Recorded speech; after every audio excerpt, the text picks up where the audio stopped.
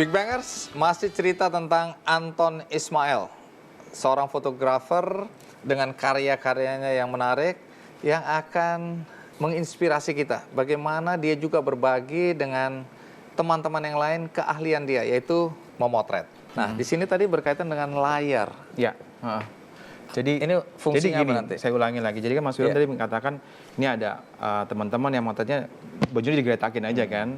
Satu hal yang harus kita tahu bahwa kalau kita mau katakan menjual sesuatu misalkan baju lah ya, kita harus memposisikan baju ini misalkan dikenakan seperti apa sehingga orang tuh tahu kayak apa cuttingnya seperti apa, kayak bentuknya seperti apa. Kalau digeletakin di lantai juga kita nggak tahu kan. Satu itu bisa pakai model beneran atau bisa pakai manekin juga bisa kayak gitu ya. Terus kemudian hal yang kedua adalah backgroundnya. Backgroundnya itu kenapa kok benar-benar itu penting? Misalkan kita motret dengan background yang sangat mencolok atau mengganggu terlalu riwah ya, itu konsentrasi kita terpecah. Jadi kayak kita bukan melihat produknya, malah melihat backgroundnya kayak gitu. Boleh kita coba nggak? Kita coba ya sekarang ya. Kita pakai manekin aja. Manekin. Coba manekin. Oke. Manekin. Coba ini yang paling cocok jadi model dia. Iya. Karena pakai suspender lagi. Ini Mas Sato. Warisan dari orang tua. Oke. Kita doakan lah ya. Saya pertama kali kita coba motret dengan background yang tidak teratur ya. Oke. Agak layarnya kacau. Ini gimana nih gaya? Oke. Nggak ada pengarah gaya, bergaya tangannya sendiri. Di bawah. Ini nggak ada dalam kontrak ini. Tangannya di samping Mas, kakinya rapat. Oke. Satu hal yang harus kita katakan ke model, tahan nafas. Oke Mas. Oke, tahan nafas. Oh iya. Oke. Siap. 1. Kira-kira 2 jam lah. 3, 2, 1. Ayo dong gayanya dong. Ini bergaya nih boleh? Iya boleh. Bergaya. 2, 3. Oke, good. Iya. Oke.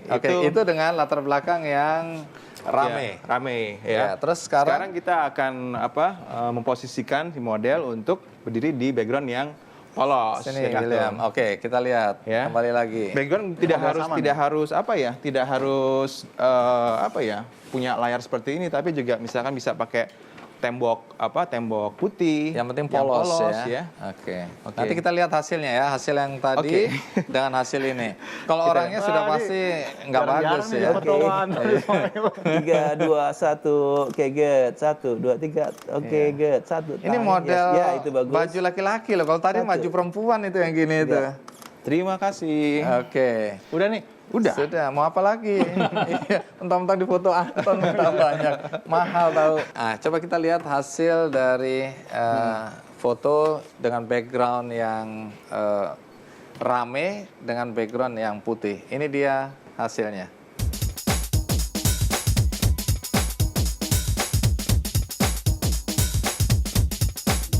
Ya, tadi kita udah lihat hasilnya, Anton. Memang beda ya antara yang di foto produk yang difoto dengan latar belakang yang ramai dengan latar belakang yang putih polos ya. Nah, sekarang yang menarik tadi untuk menjawab pertanyaan berbagi. Dari mana datang ide untuk bikin kelas pagi, yaitu transfer ilmu kepada siapa saja? Oke, jadi sejarahnya gini. Tahun 2006, satu pagi saya kedatangan teman saya. Dia bilang kayak gini, bawa kamera gini. Tonton, ajarin motret dong gue. Oh oke. Ya sini ya, gue ajarin. Terus hari kedua ada juga teman lagi, hari ketiga ada lagi. Capek dong gue kayak gitu kan. Ya udah, kumpul aja bareng satu hari. Habis itu kemudian kita buat belajar, kelompok belajar. Kemudian anak-anak ini mereka posting kan di sosial media apa yang saya ajarkan, dan kok dilalah ya, kata orang Jawa dilalah itu kok mereka tuh cocok gitu loh dengan apa yang saya ajarkan dan penerapan ke industri. Sehingga tahun keduanya itu ada 250 anak datang di depan pagar saya. 250. Jadi kalau misalnya kenapa ditanya seperti itu ya, itu kutukan saya sebenarnya.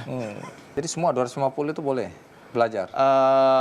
Boleh belajar, tetapi sekarang itu saya kurangin karena saya lebih memilih kualitas pendidikan ketimbang kayak banyaknya orang yang bisa. Ada seleksinya nggak itu? Seleksinya ada. Seleksinya adalah satu, itu adalah bisa bangun pagi. Oh iya, Ya, karena ini kelas itu pagi. bisa bangun pagi. Kita dua nggak bisa. Iya. Kemudian William mungkin bisa. ada- Baru menikah kan, bisa. Bisa bangun pagi, Bisa Mas. bangun pagi. Terus kemudian yang kedua, kita ada interview dan di situ kita bisa tahu komitmen dari si anak ini bagaimana. Kalau umur ada batasan umur? Nggak ada batasan umur. Nggak ada batasan umur. Nggak Saya ada. dengar ada yang dipanggil oma-oma gitu. Itu katanya Nama aslinya saya nggak tahu, Mas. Panggilnya Oma terus soalnya. oma terus. Katanya karena udah punya cucu ya. Udah punya cucu. Iya.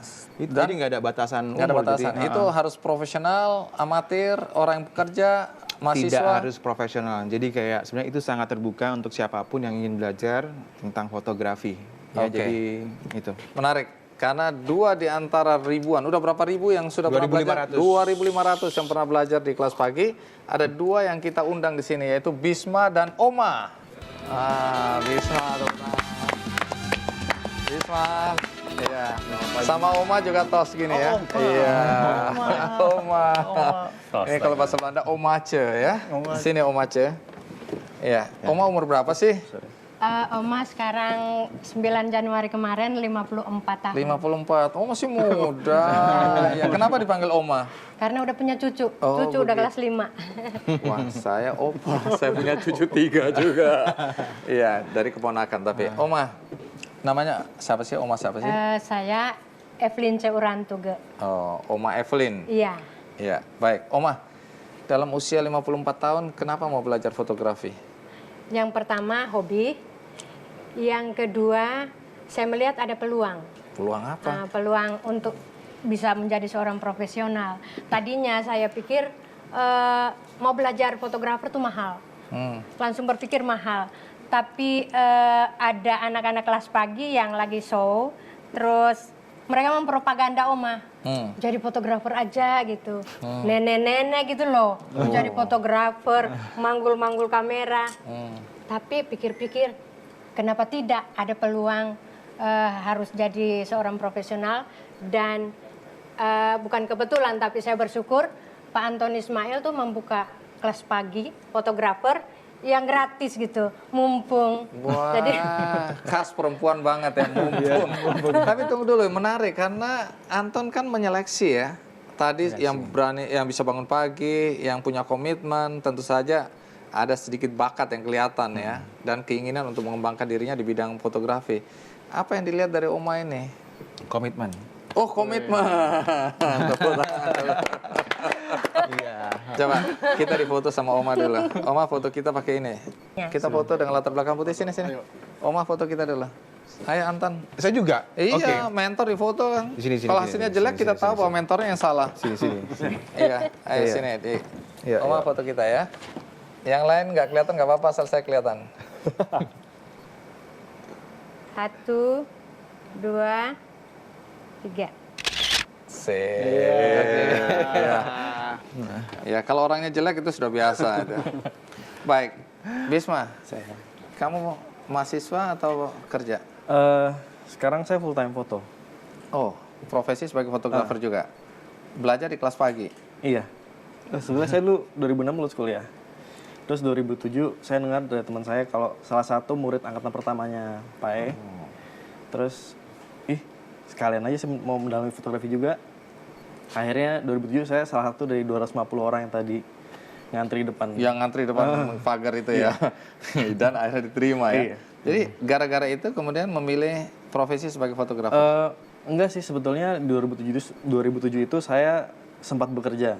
Saya desainer. Terus Desainer apa? Desainer grafis. Oke. Kemudian di angkatan kedua itu saya nggak lulus. Saya cuma bertahan 3 bulan. Lalu tahun depan masih ikut lagi karena belum ada pemilihan kualifikasi itu. Boleh ikut lagi. Boleh ikut lagi. Angkatan 3 nongol lagi. 3 bulan lagi gugur lagi. Itu yang kemudian dibikin aturan ya. Kalau enggak orang-orang semacam ini ngerecokin aja. Ternyata gitu. bangun pagi itu nggak segampang itu Nggak sebenarnya. gampang. Iya, oke. Nah, menjawab pertanyaan Arto tadi. Iya. Nggak takut bahwa ini melahirkan kompetitor?